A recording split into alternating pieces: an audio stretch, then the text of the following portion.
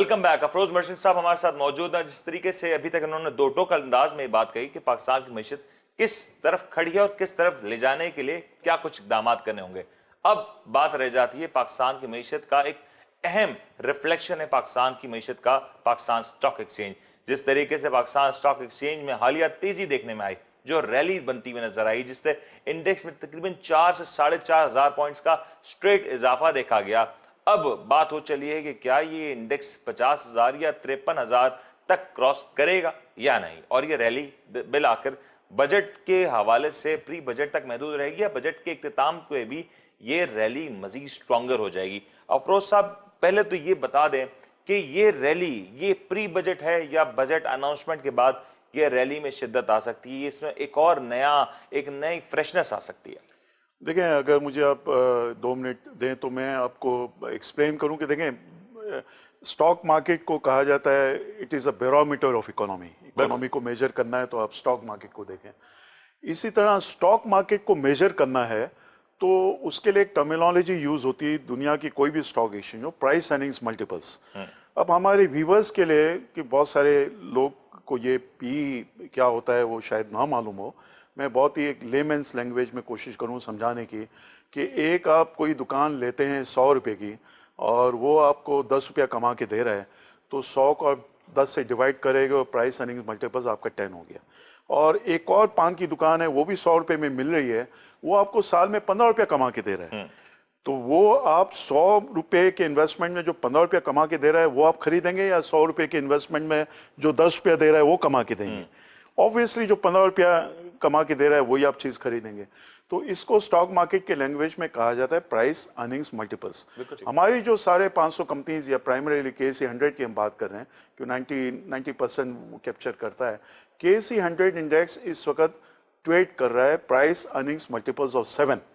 ठीक है, यानी 100 रुपये अगर आप लगा रहे हैं तो एवरेज हमें तकरीबन 15 रुपये मिल रहे हैं रफली। तो 7 की पी पे ट्रेड कर रहा है। इंडिया की मार्केट 32 के पी पे ट्रेड कर रही है ना, इंडिया की मार्केट 5 गुना हमसे महंगी है। डाउ जोन्स यूएसए की मार्केट 40 के पी पे ट्रेड कर रहा है, नैस्डैक 50 के पी पे ट्रेड कर रहा है। यूएसए की मार्केट हमसे 8 गुना महंगी। तो ये हमारी जो मार्केट जब 53,000 इंडेक्स था मई 2017 में, जब 12 की पी पे ट्रेड कर रहा था।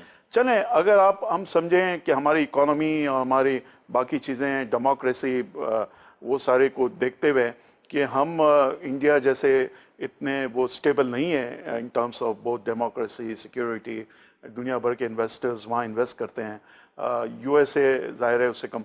लेकिन हम अगर 12 की पी पे भी हम चलें, ये भी नहीं कहें 12 की पी पे तो मार्केट फिर बाद में नीचे आ गई, हम 10 की पी तो फेयर पी में समझूंगा। और अगर किसी भी स्टेबल स्टॉक मार्केट की पीई को अगर मेजर किया तो तकरीबन 14 का एक रेशियो है। Exactly. इकोनॉमिस्ट आमतौर पे कहते हैं कि कम से कम 14 की भी एक स्टेबल मार्केट में बिल्कुल। अब देखें, जो आपने ये नंबर बताया जो पीछे 14-15 रहता है, ये 25 कंट्रीज में हम शामिल है, जिसको मॉर्गन स्टैनले कैपिटल इंटरनेशनल के तहत 25 कंट्रीज में हम शामिल है, जिसमें पाकिस्तान भी शामिल है।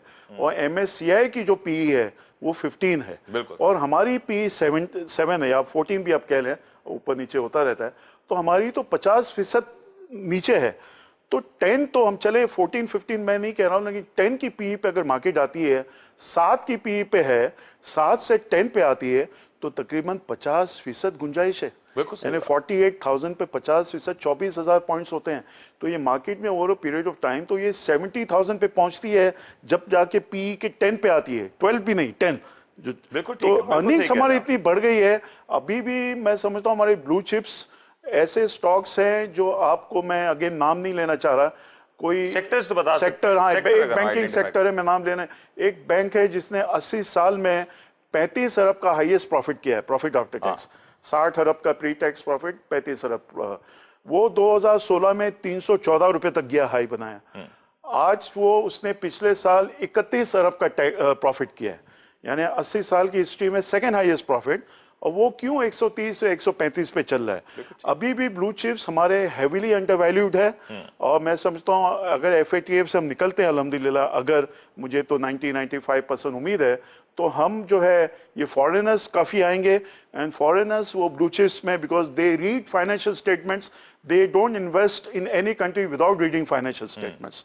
तो अभी हमारी बहुत ही हेविली अंडर वैल्यूड है, और ये मैं नहीं समझता हूँ कि इसको हमें इंडेक्स तो बहुत जल्दी बीट हो जाएगा, लेकिन over couple of years time हम 70,000 तक भी जा सकते हैं। आपने बिल्कुल राइटली पॉइंट आउट किया कि पाकिस्तानी स्टॉक मार्केट का जो overall price to earning ratio जिसको कहा जाता है, पीई रेशियो कहा जाता है, वो काफी ज्यादा अंडर वैल्यूड है।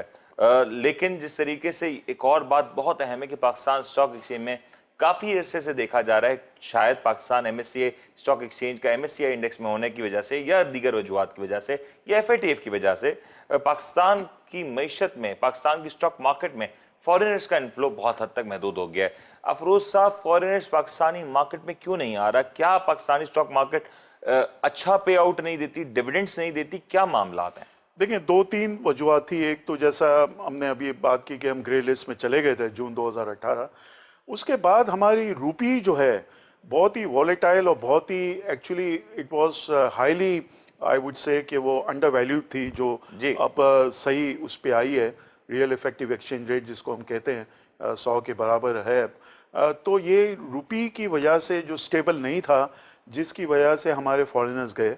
अब रूपी में स्टेबिलिटी आई है हमारी, होपफुली हम ग्रे लिस्ट से इंशाल्लाह निकलेंगे। एंड द थर्ड इज कि हमारी स्टेबिलिटी सिक्योरिटी वाइज जो है वो बहुत बेहतर हुआ है। डेमोक्रेसी ठीक है, वो भी मैं समझता हूँ कि over a period of time काफ़ी बेहतर भी है। तो ये सारी चीज़ों को देखते हुए मैं समझता हूँ ये दोबारा फॉरेनर्स आएंगे, और कुछ आना शुरू हुए हैं। अगर आप देखें पिछले 1 आध महीने में फॉरेनर्स की कुछ बाइंग हुई है, तो लेकिन बहुत लिमिटेड है, वेरी स्मॉल अमाउंट। लेकिन होपफुली मैं समझता हूँ जुलाई ऑनवर्ड्स हमारे फॉरेनर्स की बाइंग और एग्रेसिवली आनी चाहिए। आपने प्राइस टू अर्निंग रेशियोज का जिक्र किया, आपने कहा डिफरेंट सेक्टर्स अभी भी अंडर वैल्यूड है, खासतौर पे ब्लू चिप कंपनीज की बात की। लेकिन अगर हम देखें पाकिस्तान में रिसेंटली जो टेक सेक्टर रहा उसने तकरीबन बहुत से सेक्टर्स को आउट परफॉर्म किया। कंस्ट्रक्शन के सेक्टर में सेरेमिक्स और ग्लास का सेक्टर या पेंट्स का जो सेक्टर, उसने भी काफी हद तक आउट परफॉर्म किया।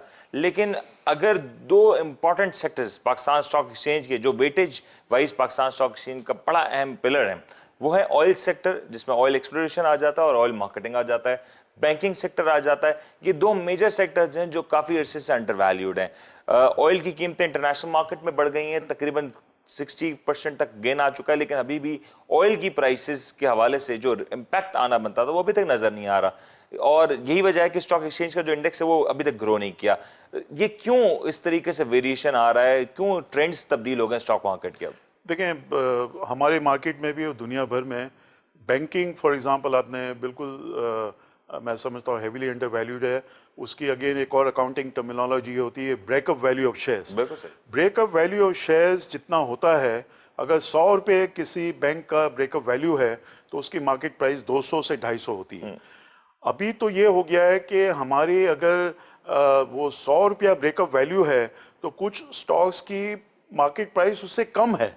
यानी ये तो यानी पाकिस्तान की हिस्ट्री में भी ऐसा नहीं हुआ है। इसलिए मैं समझता हूँ हेवीली और ह्यूज प्रॉफिट्स बैंकिंग माशाल्लाह कर रही है। अगर आप देखें इनके रिजल्ट्स, और मोर देन 50% इनकी अर्निंग्स एक साल में बढ़ी है। तो बैंकिंग स्टॉक जो है वो वैल्यू प्राइस वाइज अभी भी 50% नहीं बढ़े हैं। ये किसी भी वक्त जस्ट लाइक फर्टिलाइजर का आप देख लें कि वो कई टाइम से बढ़ नहीं रहे थे, लेकिन जब लोगों ने देखा पर्टिकुलरली पेंशन फंड्स है, दे लुक फॉर डिविडेंड्स, तो वो आके और फर्टिलाइजर को देखा कि इतना डिविडेंड यील्ड है, 20% डिविडेंड यील्ड मिलता है, बैंक में रखे पूरा साल तो आपको 5.5% मिल रहा है, तो आपको 400% फर्टिलाइजर में मिल रहा है कुछ फर्टिलाइजर स्टॉक में।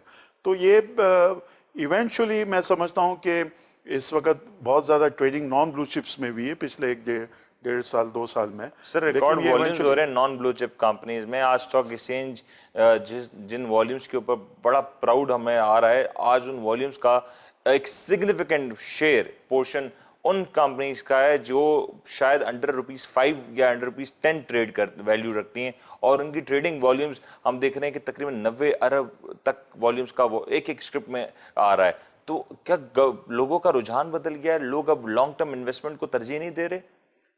ये आपने बहुत अच्छा सवाल किया। देखें, पहले ये होता था, बल्कि it was the other side के 80% value wise as well as volume wise blue chips में काम होता था 20 साल पहले। अभी ये नॉन ब्लू चिप्स में हो रहा है। और इसमें मैं समझता हूँ हमारे स्टॉक एक्सचेंज और हमारे इवन स्टॉक ब्रोकर्स एसोसिएशन, मैंने उनको मशवरा भी दिया है कि हमारी एक एजुकेशन कमेटी होनी चाहिए। और हमारे एक मार्केट में माशाल्लाह बहुत प्रोफेशनल्स है, जो CFA क्वालिफाइड भी है, चार्टर्ड फाइनेंशियल एनालिस्ट, MBA भी है, जो ट्रेनिंग दें और समझाए, उसकी इम्पोर्टेंस समझाए। फाइनेंशियल स्टेटमेंट्स हमारे 100 में से 80 लोग फाइनेंशियल स्टेटमेंट्स अगर पढ़ना चाहें तो भी नहीं पढ़ सकते, because they are not competent to do it, comprehend नहीं कर पाते। तो ये मैं समझता हूँ बहुत ज़्यादा ज़रूरी है कि वो देखें। मैं नहीं कहता हूँ उसमें भी होना चाहिए काम, वॉल्यूम्स आपको स्मॉलर स्क्रिप्ट्स में मिलता है, 5 रुपये 10 रुपये वाले स्क्रिप्ट्स ज़्यादा वॉल्यूम ज़्यादा होगा। लेकिन टॉप 10 आज देखें तो टॉप 10 100% अगर आज की देखें, आई वोंट नेम इट, कि 10 में से 9 स्क्रिप्ट्स ऐसे हैं जिसको मैं नॉन ब्लू चिप्स कहूँगा, और सिर्फ एक स्क्रिप्ट है टॉप 10 में जो ब्लू चिप है। कई दिनों तक टॉप 10 में 100% जो है वो नॉन ब्लू चिप्स होते हैं। फाइनल कमेंट चाहूंगा, आप अगेन पाकिस्तान स्टॉक एक्सचेंज के सीनियर ब्रोकर्स में शामिल होते हैं, ट्रैक होल्डर जिसको आम जबान में अब कहा जाता है। अफरोज साहब, ओवर द पीरियड्स आपने पाकिस्तान स्टॉक एक्सचेंज को इवॉल्व होते हुए देखा है, ग्रो होते हुए देखा है, और उस वक्त से देखा है जब स्टॉक एक्सचेंज बहुत महदूद सी छोटी सी इमारत में होता था। अब पाकिस्तान स्टॉक एक्सचेंज में बात हो रही है नए ट्रेडिंग इंजन्स की, नई टेक्नोलॉजी की, जिसके हवाले से शायद कुछ ब्रोकर्स में कुछ गैर यकीनी सूरत हाल भी है, कुछ इसको लेके बहुत हद तक पॉजिटिव भी हैं। मैं अगर आपका इस पे टेक लेना चाहूँ तो आपके हवाले से जो नए ट्रेडिंग इंजन्स की बात हो रही है, नए एप्लीकेशन सॉफ्टवेयर की बात हो रही है, इस पे Afroz merchant being a senior stock broker क्या राय रखता है? देखिए, इसमें मेरे भी बहुत ज़्यादा अप्रीहेंशंस थे कि हम क्यों $3.8 मिलियन का एक नया सॉफ्टवेयर ले रहे हैं। उस वक्त हम ले रहे थे जब stock exchange was not making any profits, loss पे थे। अब तो माशाल्लाह मैं समझता हूँ ये जून का ईयर एंड होगा तो अच्छा 1 अरब से ऊपर का प्रॉफिट होगा।